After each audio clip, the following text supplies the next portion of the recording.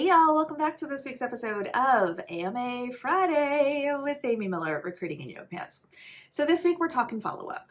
All right, so this actually was inspired by a comment on one of my recent posts, and I thought this person was really, really smart. I really liked the idea that they shared, and with his permission, I am sharing it with all of you to hopefully give you one more tool in your job search tool belt that might help you get where you're trying to go. Alrighty, one of the biggest challenges we have in recruiting is, from a job search perspective, is sometimes you just never know. Has my resume even been looked at? Does the hiring manager even know I exist? Was I just a silver medalist and there's still a chance if the gold medalist turns them down? Like, there's so many variables that we on the job search side don't have access to and don't know. And when in doubt, ask. But how do you do that? Like, it's so easy to be like, oh yeah, just go ask the recruiter. Who's the recruiter? How do I know who they are? How do I get their phone number? How do I get in touch with them, right? So there's all these potential hurdles with this, but I like the way this individual has framed this strategy. And so I'm not going to read you the entire comment, but I am going to give you the highlights, and then we're going to talk a little bit more about how I would recommend you leverage this idea. Cool? All right, so this was in response to a video I made a few weeks back about the top 2 reasons that people are rejected after an interview. So I'll link to that video up above so you can absolutely take a peek at that if you've not already. But what this individual shared, so this is somebody who is dealing with a long-term job search for the first time, right? A lot of you are in that space where, we've had some pretty good economic years for a while now, and last couple of years have not been pretty. So, oh boy, not good. Anyway, so that's the reality we're living in. How do we navigate it? This week, this is what they said. Quote, "This week, I've begun reaching out to recruiters I've previously spoken with about roles that I had been rejected for, whose jobs are still open after 6 weeks plus. Because I track all my apps, I've been cross-referencing the rec with the reason the recruiter gave me for rejections. If it was nothing qualification-based," this is important, we're going to come back to this, "and was strictly a timing or volume thing, I've begun shooting them a short and sweet email to see if my qualifications might be worth revisiting if they haven't filled the role within the last couple months." I love this. Here's the thing. No guarantees. Not going to make you any promises. Not going to say this is the magic solution to all of your job search ills. I am going to say, from the inside, from the recruiter point of view, we often have to say no to people for no other good reason other than we already have a bunch of finalists interviewing. So to this gentleman's point, unless it was specifically qualification specific, I'm so sorry, you do not have the required experience in this area, unless you have gone out and gotten that experience in the last 6 weeks, doubtful. That's going to be a non-starter. But if it's just, hey, thank you for applying. We were overwhelmed with applications. We're very fortunate to have a large number of folks that we're interviewing. You're not one of them. We probably wouldn't say it quite like that, right? But that can happen. I also have been in situations where someone has met the minimum qualifications. So again, those required basic qualifications that we talk about all the time. Someone has met those, but the hiring manager has said, no, I'm more excited about these other people. I've already got 5 people I'm interviewing. Let's hold. Let's wait. Let's keep them warm. Every recruiter dies a little inside when y'all say that to us, just so you know. They're not leftovers. Can't just put them on the back burner and let them simmer. Doesn't work that way. Stop telling me that. But in all seriousness, there may be some applicants, prospects, etc., that are, otherwise good, but just maybe not, again, it could be timing, it could be someone else met more of the preferred, what have you. That happens. I try to keep that short list. Like I try to put really good notes in the ATS and really, even keep like a manual list of people that are maybes for different roles or teams or what have you. And we do try to revisit those. So what I love about this approach is this gentleman is actually proactively reaching back out.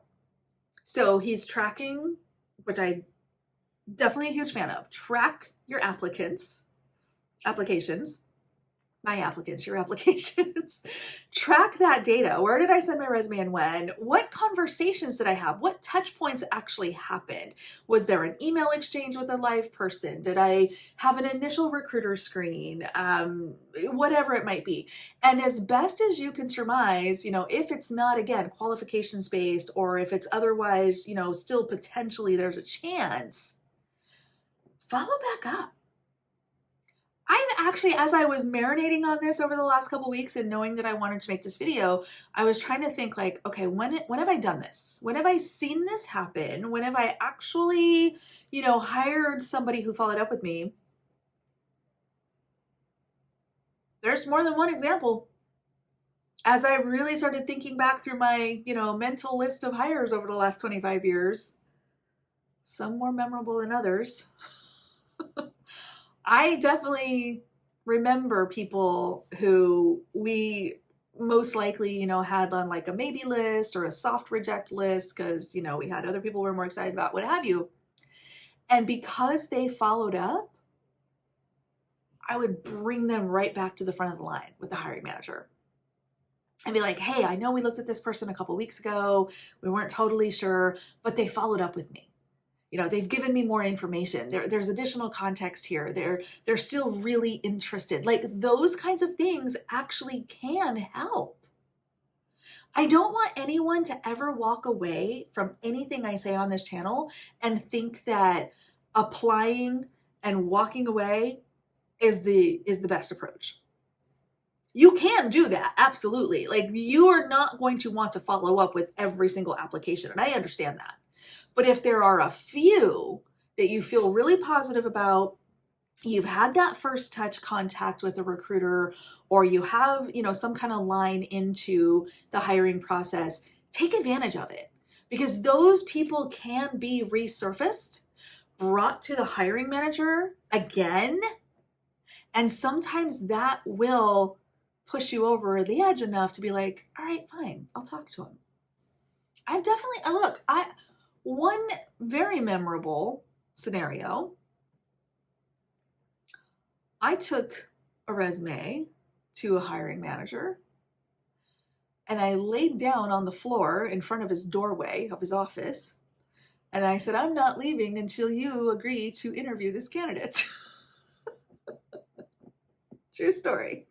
This is many years ago. This was not in big tech, although I would do it. Don't tempt me, I'll do it. But this is years and years and years ago, several companies back, and the manager was like, oh my God, fine, set it up. Trying to remember what happened after that. It doesn't matter.